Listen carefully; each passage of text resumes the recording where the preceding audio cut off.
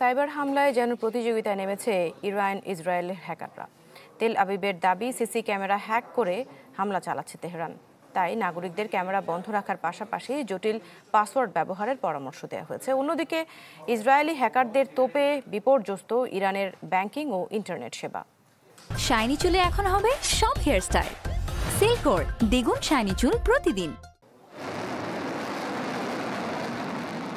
আধুনিক বিশ্বে শুধু মারণাস্ত্র নয়, শত্রুপক্ষকে সাইবার স্পেসেও ছাড় দিতে চায় না বিবাদমান পক্ষগুলো। নিরাপত্তার জন্য ঘরে বসানো ক্যামেরাই এখন হুমকির কারণ হয়ে দাঁড়িয়েছে ইসরায়েলের জন্য। অভিযোগ, সিসি ক্যামেরা হ্যাক করে নির্ভুল হামলা চালাচ্ছে তেহরান। দাবি, ফুটেজ বিশ্লেষণ করে হামলার টার্গেট নির্ধারণ করা হচ্ছে। হামলার ক্ষয়ক্ষতি বিশ্লেষণ করতেও ব্যবহৃত হচ্ছে সিসি ক্যামেরা। জনগণকে দুর্বল পাসওয়ার্ড পরিবর্তন করার আহ্বান জানিয়েছেন ইসরায়েলি নিরাপত্তা বিশ্লেষকরা। পরামর্শ দেওয়া হয়েছে সিসি ক্যামেরা বন্ধ রাখারও। বিপরীতে হ্যাকারদের তোপের মুখে পড়েছে ইরানের ব্যাংকিং খাত। দেশটির সংবাদ মাধ্যম ইরান ইন্টারন্যাশনালের প্রতিবেদন বলছে, সেপা ব্যাংকের সমস্ত তথ্য ধ্বংস করে দিয়েছে হ্যাকার গ্রুপ প্রিডেটরি স্প্যারো। ব্যাহত মেলি, পাসারগাদ ও একতেসাদ ই নভিন ব্যাংকের সেবাও। ব্যাংকিং সিস্টেম ভেঙে পড়ায় টাকা তোলা যাচ্ছে না এটিএম বুথ থেকে।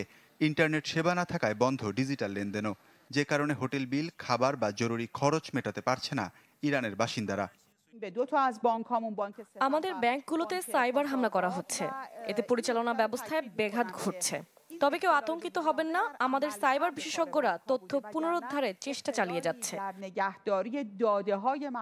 তথ্য প্রযুক্তি বিশেষজ্ঞরা বলছেন, ইরান আধুনিক সাইবার হামলার জন্য প্রস্তুত নয়, যে কারণে ঝুঁকিতে দেশটির পরিবহন, ব্যাংকিং, জ্বালানি সহ একাধিক খাত। এমন অবস্থায় ইরানের সাইবার সিকিউরিটি কমান্ড সরকারি কর্মকর্তাদের পাবলিক নেটওয়ার্ক ব্যবহার নিষিদ্ধ করেছে।